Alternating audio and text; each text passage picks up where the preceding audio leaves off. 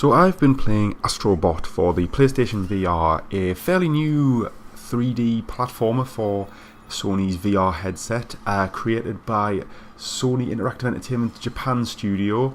And essentially this is it's a bit of, I'll be honest, it's a bit of an expansion from the Playroom, which was the kind of free shovelware type thing that came with the PlayStation 4 on release, that made good use of the DualShock 4 and the PlayStation camera.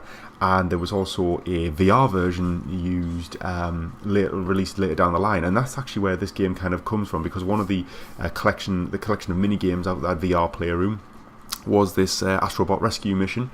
And basically I think Sony have realised that was probably the best game in that little package, and went off and said to their Japan studio, hey, go and make this a full game, and that's what we have here. Now, I really enjoyed that little demo. As I say, it's the standout of the Playroom, quite easily the standout.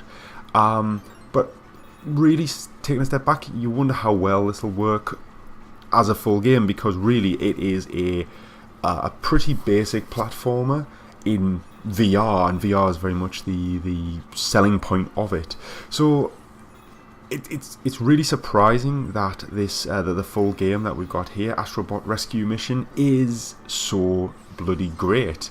It came out a few months ago, I think in September. You can pick it up for £30.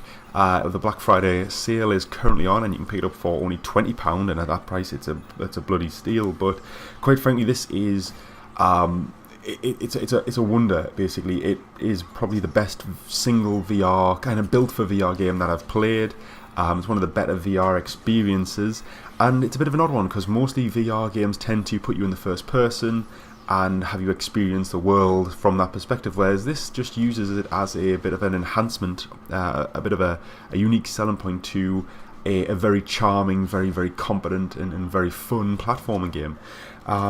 So it's basically the general story is that the little Astrobots, which lived in the PlayStation 4 controller back in the Playroom, now have this little spaceship. It wears a VR headset, and this nasty alien comes out of nowhere, rips it open, scatters all your little robot friends across the galaxy, destroys the ship, throws pieces across the galaxy with them, and steals the VR headset. So basically you play as Captain Astro, who's the last remaining bot, and you go off on a big rescue mission across various planets to try and rescue all your friends. And I say you play as Captain Astro, so you basically play as a normal platforming game, but you yourself as the VR headset have a physical presence in the world. So basically Captain Astro plays like a normal platforming game. He runs, he jumps, he has little feet lasers that let him glide across gaps as well as attack enemies with them if you glide over the top of them. He can punch to attack enemies, he can charge that punch into a big spin attack. But you yourself have a presence, and enemies will sometimes target you. So some enemies are these little pink goo things that will spit goo at you and smear your screen, so you can dodge them and get out the way. On one level there was these bees that tried to fly at me with their stingers. I had to duck, and when they missed they would swing back around kind of tired, and I would be able to headbutt them. There's obstacles that you can headbutt, so while you play as Captain Astro, you yourself are also in the game, and you kind of work as a team to overcome the obstacles. And I mean, in addition to that, the DualShock 4 has a presence in the game as well, and you can fire various different different gadgets out of there. I'm pretty early on in the game. This is very much my early impressions, but so far I've had a grappling hook, which lets you set up tight ropes for Captain Astro to walk across, and also fire it out and then pull down walls to open avenues for him to go down. I've also had one where I had a water cannon. I had to spray flowers to make them grow so he could climb up them. And I'm under the impression that there are more things. I've seen in trailers that there are kind of throwing stars you can fire out the controller and create platforms for him. And yeah, so it's kind of, it uses VR very well. It uses that kind of tangibility of you in the game with your little character doing platforming. It also forces you to look behind things, look around. I've had to turn around and have Captain Astro platform behind me, and it's great. And one of the worries I thought I had with this is the PlayStation VR is a great little device, but it's also very limited as far as technology. It's definitely a budget headset, and sometimes when you have to turn around behind you, it doesn't work that well. But here it's not too bad, because I don't think it's relying on super accurate tracking of your hands or any devices. It works fine. And you can look behind things and find your little robot friends who are hidden in some really devious places. The first level really lulls you in a false sense of security, really. I got all 8, I think there's 8 robots per level, and I got all 8 no problem, and then by the time I was on the second or third, I'm really struggling to find them all. And on top of the robots, you've got to find where you can collect coins and use them to purchase collectibles. So there's a big collectible. It's very much a collectathon type platformer, and there's also hidden chameleons in the level as well that are really, really hidden, and if you get them, you unlock bonuses and things like that. But I think what comes across really is this game's just, not only is it a really competent platformer, it really uses the VR very well. It's really charming. Captain Astro just like kind of bounds along really happy. He waves to you. He makes little kind of cute little robotic chirps, and it's just very, very charming. And some of the robots that you find, most of them are kind of like scared or sad because they've been kind of scattered. Some of them are really funny. Like I found one lying on a deck chair on a beach on one of the levels, and it's just really, really charming. It's really cutesy. Imagine this is a game that kids would really like and could really get into, and then maybe open up VR to them. And I think it's maybe a game that if you don't normally like VR, as in you are the person in the game, like from first person, this is probably a game you might be able to try and just get used to it. So yeah, I've spent a few hours with it today. As I say, I picked it up on the Black Friday sale. Really wanted to pick it up earlier, but just with things like Red Dead and all the other, I suppose the crammed catalogue we've had recently, this kind of did get pushed to the back. And it's a joy to play. In fact, I suppose the only negative thing I've got to say for it after a few hours is that it kind of works in a similar way to the old Crash Bandicoot games, in that the camera follows you through kind of like a tunnel. The levels are all quite linear in a straight line as such, and the camera follows you through. So if you move forward and the camera moves with you, then you realise you've missed something.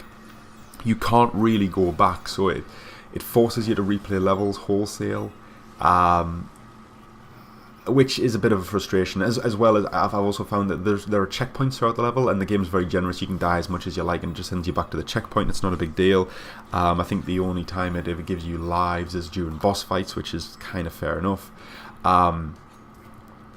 But you can't restart from a checkpoint, and beyond, I suppose, with the camera kind of being quite fixed, I've also got stuck at the end of a level before.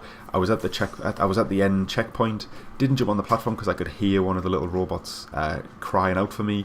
Thought he might be behind it, so I jumped behind it. Couldn't get back up when I realised he wasn't there. Had to restart the level and lost, 3 to 5 minutes worth of progress. Maybe a bit longer. It was quite a long level. Which was frustrating, and I think probably a personal complaint more than anything. I can't play VR games for a long period of time. I tend to get headaches, and I spent about 2.5 hours on this kind of in a sitting, and it did start to give me a headache, but nowhere near as much as a lot of first-person games have. Recently played Firewall Zero Hour, and with the free movement in that game, I did feel quite sickly quite early on, only getting maybe an hour in before I needed a break. So that's a personal gripe. So if you do suffer from any kind of VR or motion sickness, this is probably better than most, but it still can give you, it can affect you. I mentioned before as well the big boss fights. There are huge boss fights which aren't particularly difficult, but they are fun. They make use of all the kind of tools at your disposal from the DualShock controller, and kind of mix you and Astrobot, Captain Astro, working as a team, and they're a lot of fun.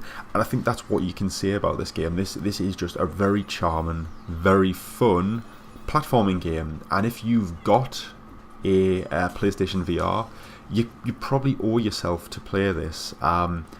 It feels like the killer app or the mascot that the PlayStation VR needed, and I think if Sony are to make a new headset with their next gen console, there are rumours floating around that they are kind of continuing on with VR because it has been a success for them, then Astrobot 2 should definitely be a launch title and should go bigger and better on what they've got here. As I say, for £20, even at the full 30, this is a really good experience. It doesn't feel like it's going to be too long, but I'll be honest, I've preferred shorter VR experiences because I can't play them for that long. Games that are a long commitment generally remain unfinished for me, so I'm not. I wouldn't say this is short, but I think it's probably, you're looking at between a 5 to 8 hour game, I'm thinking here, really, from what I've seen so far. I could be totally wrong. It might throw a curveball towards the end or towards the midway that reveals so much more so many more worlds to cover, but so far it looks like I've got 6 worlds, and I've done one in a bit in a couple of hours. So yeah, it's generally very positive impressions first up. So we'll see if that changes over the course, but yeah, so far I'm leaning towards really recommending this, and I will be continuing to play it. So I'm really enjoying it.